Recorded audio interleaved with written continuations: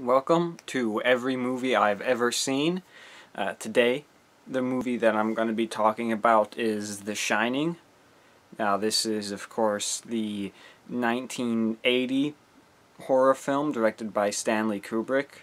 It's considered a classic, often considered one of the best horror movies of all time. I only just saw this movie yesterday for the first time because it was playing in theaters and I decided to go watch it. It wasn't like I hadn't watched it for any reason. It just reached the point where I hadn't watched it yet, and I think a couple years ago maybe it was playing in theaters and I wanted to go watch it then and I missed that chance. So I just said, I'll just wait. Maybe it'll be playing in theaters again and I'll be able to see it for the first time on the big screen. Because if I'm going to watch something for the first time, I would like it to be on the big screen.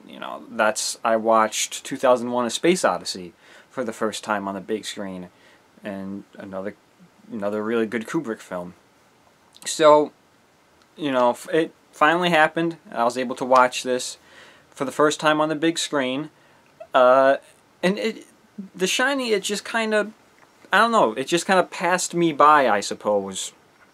Because again, it's 14 years before I was born, if that math is correct. So, of course, it was before my time.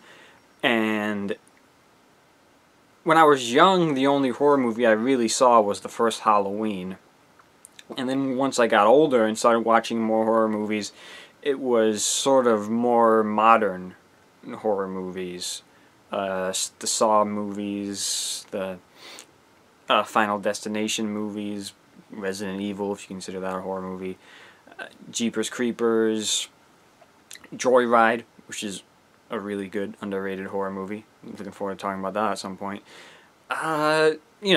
Just more modern horror movies like that. So I have yet to go back and watch some of the older 70s and 80s horror. Like, I haven't seen any Nightmare on Elm Streets. I haven't seen any Texas Chainsaw Massacres. I haven't seen any Friday the 13ths.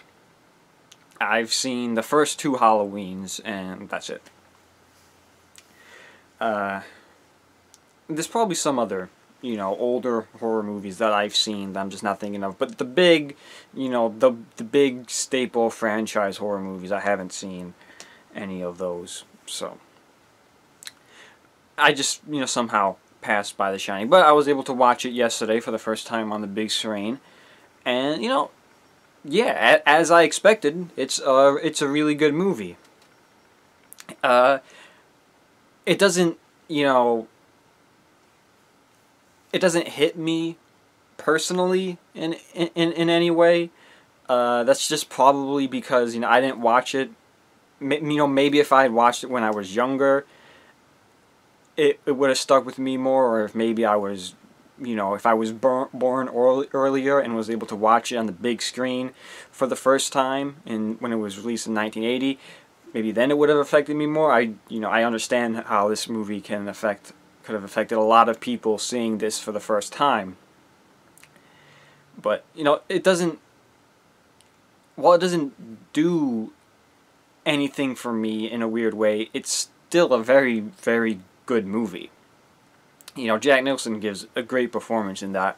And honestly, I was watching that movie, and the only thing that came to my mind, well, I mean, not the only thing, but the first thing that came to my mind watching Jack Nicholson in The Shining is I thought, I can totally see why someone would go after this actor to play the Joker. That makes, complete sense now after watching this. But yeah, I mean, it's Kubrick. Kubrick is probably one of the greatest directors of all time. He's Shining, Full Metal Jacket, 2001, Doctor Strangelove. These are just, great movies that he's directed. So it's, right off the bat, it's going to be quality. And it was. It was a very good movie. It's probably one of the best horror movies ever made. It just doesn't, I can appreciate it for the quality movie that it is, but it doesn't hit me in any special or particular way, like I would expect a lot of older movies that I haven't seen would. You know, for example, Planet of the Apes. I've never seen Planet of the Apes. One of my friends is supposedly a big fan of the Planet of the Apes movies. I've never seen them. You know, they wouldn't. You know, I can't replicate his situation, so they wouldn't affect me in the same way that they would affect him. Just like, you know, someone seeing Jurassic Park for the first time wouldn't be affected the same way that I was, because, yeah, I did that right this time. Jurassic Park has a special place in me.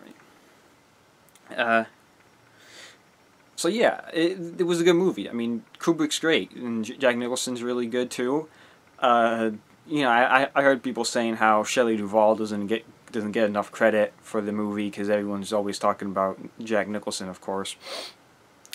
I like the hotel was neat. I've seen a lot of things about how the layout of the hotel, like, isn't possible. You know, because they're turning corners and entering rooms that couldn't exist because of where they previously were and stuff like that. And it's not like I went into this movie blind. You know, I knew pretty much most of the movie. Now, I mean, there were of course a couple of things that I didn't know about and that played big factors into it, like his alcoholism does actually play a pretty big part of the movie, and I didn't know about that in the character. I knew everyone knows the all work and no play makes Jack a dull boy. I knew, you know, he's the final shot of him frozen in the snow. I knew, you know, and then you see these other images because they've become so ingrained in pop culture.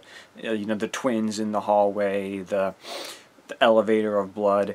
You know, even if you didn't see him from The Shining or an image from The Shining, you saw him in one of the other 100 horror movies that have paid homage or ripped off of The Shining. So it's stuff you know. So it's not like I went into this blind, not knowing what was happening, going on. But the smaller, finer details were what was interesting. I thought it was interesting the Cook character, how he was able to shine as well, which, you know, you had known that there was some weird stuff going on with Jack Nicholson's son Danny, but that was an interesting extra little bit about the Cook.